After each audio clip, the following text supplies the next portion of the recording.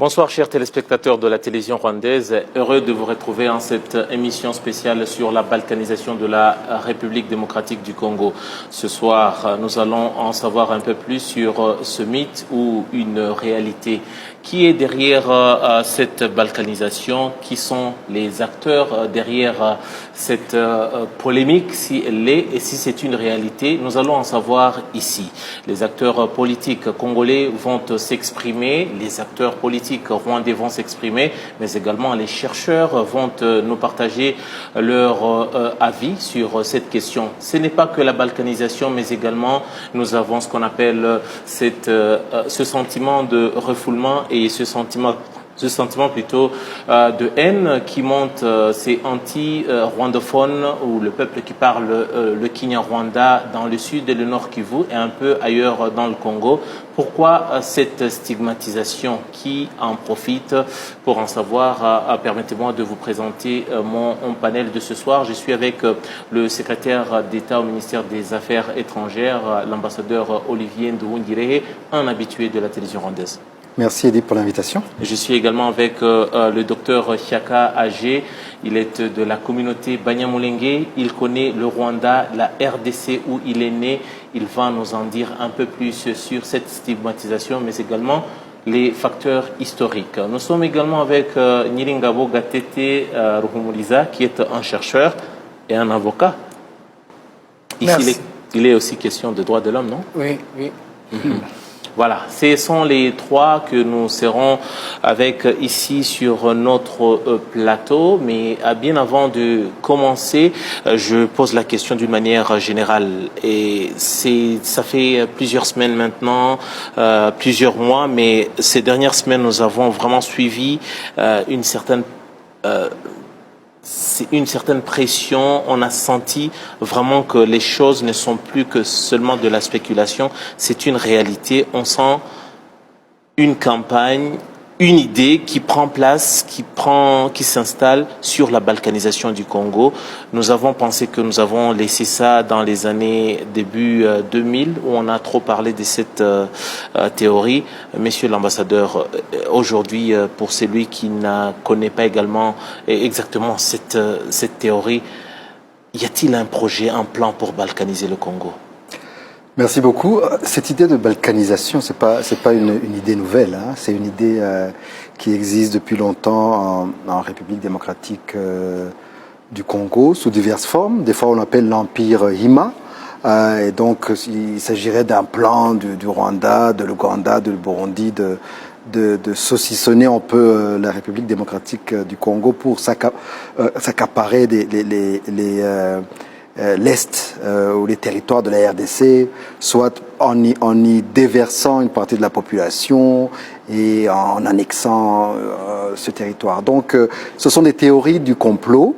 Et des fois, la population, c'est vrai, veut une sorte d'échappatoire à leur propre misère, et des politiciens qui mettent de l'huile sur le feu, ce sont les plus à condamner parce qu'ils surfent sur ces peurs et ils les encouragent. Mais on a vu ces derniers mois une résurgence de cette idée, de cette théorie du complot, ce qui étonne, puisque en fait, cela arrive au moment où le président de la République démocratique du Congo, Félix-Antoine Tshisekedi, est en train de mener des opérations militaires décisives contre les groupes armés qui, je dirais même, sont en train de balkaniser le Congo. Ce sont ces groupes armés qui sont en train de prendre une partie des territoires, en train de rançonner la population, d'exploiter les ressources naturelles, de piller, de tuer, de violer. Et donc, il y a une action des forces armées de la République démocratique du Congo, mais c'est curieusement à ce moment où cette théorie de balkanisation du Congo qui est dans les milieux politiques de l'opposition, de ceux qui n'ont pas gagné les élections, mais aussi de certains du clergé qui mettent de l'huile sur le feu alors que la situation et le contexte ne s'y prêtent pas. Docteur Siaka, c'est quand même assez grave lorsque de tels propos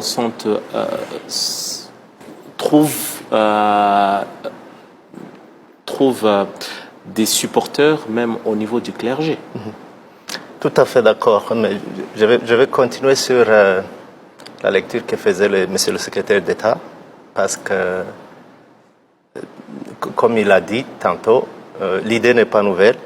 Nous sommes nés au Congo, nous sommes nés et grandis au Congo, mais c'est la première fois que ça prend une telle dimension. À l'époque, on l'attendait, ça se disait, mais de manière très timide. Mais pour le moment, ça a pris une autre dimension, à mon avis très inquiétante. Pourquoi Je vais peut-être y arriver, mais je voudrais commencer par préciser que ça relève de l'utopie. Il n'y a aucun élément objectif qui permet aujourd'hui, surtout pas dans le contexte actuel, de penser à la balkanisation de la RD Congo. Les relations se sont améliorées avec le Rwanda parce que tous les mots de la RDC étaient lancés contre le Rwanda. Tout le monde considère que tous les malheurs de la RDC venaient du Rwanda.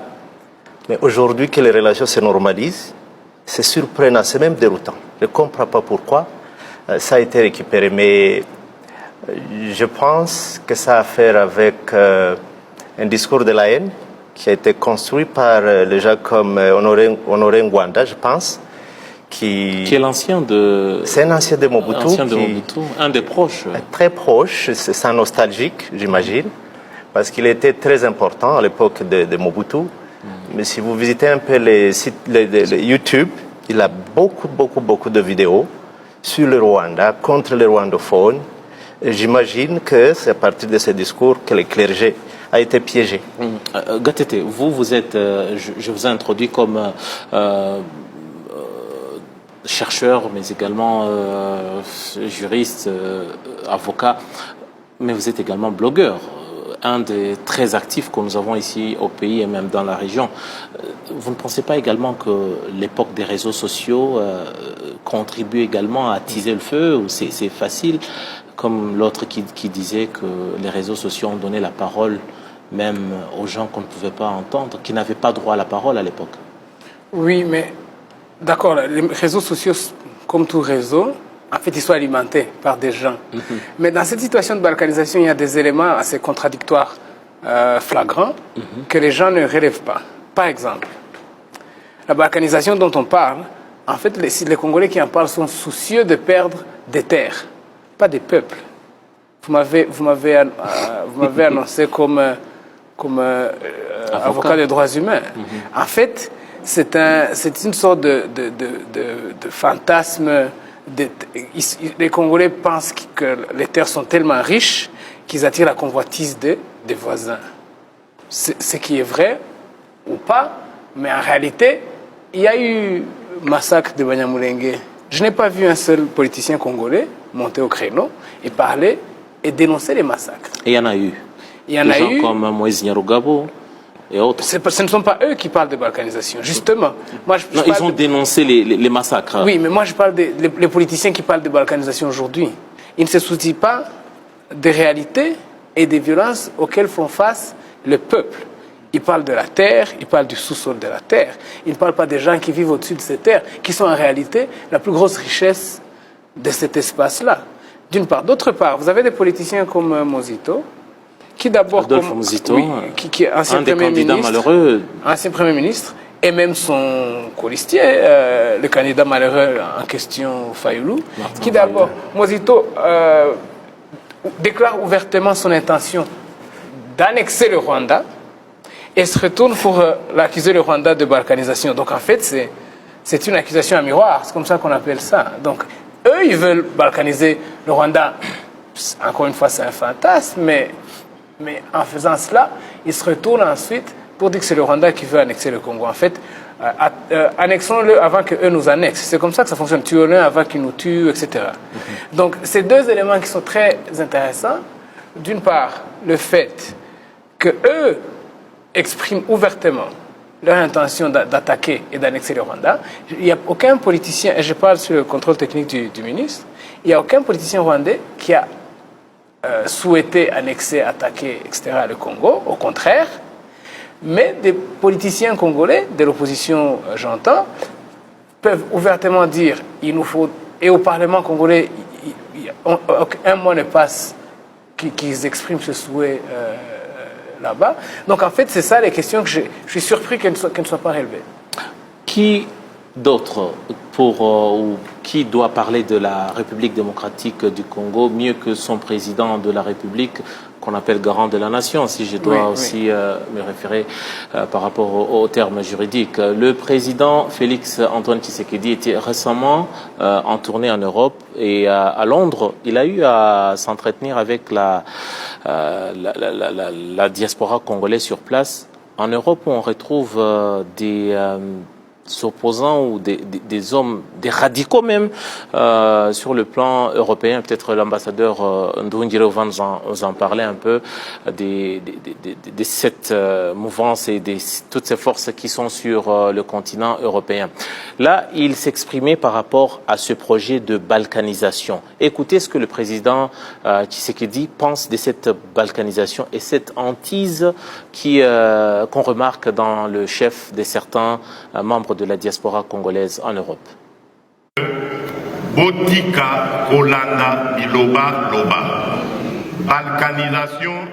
Je voudrais vous demander d'éviter de prêter vos oreilles aux rumeurs infondées et sans soubassement. La balkanisation n'existait pas, ni dans le plan ou encore moins dans l'action.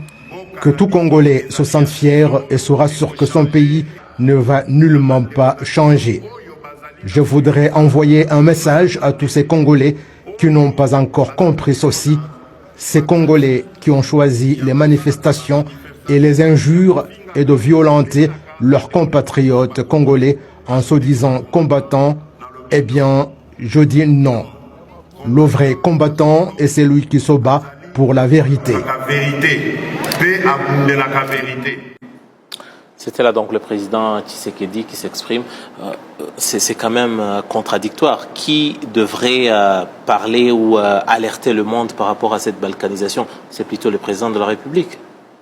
Oui, qui est le premier responsable des affaires du pays. Exactement. Si balkanisation il y avait, ce serait le président de la République qui devrait alerter le monde. Mais cela est la preuve qu'il s'agit d'un mouvement de haine, un mouvement de xénophobie qui a été initié par des hommes politiques, on en a parlé. Il y a aussi l'ancien candidat malheureux qui en parle souvent et même qui parle de l'infiltration de l'armée congolaise par les Rwandais sans donner le moindre élément de preuve.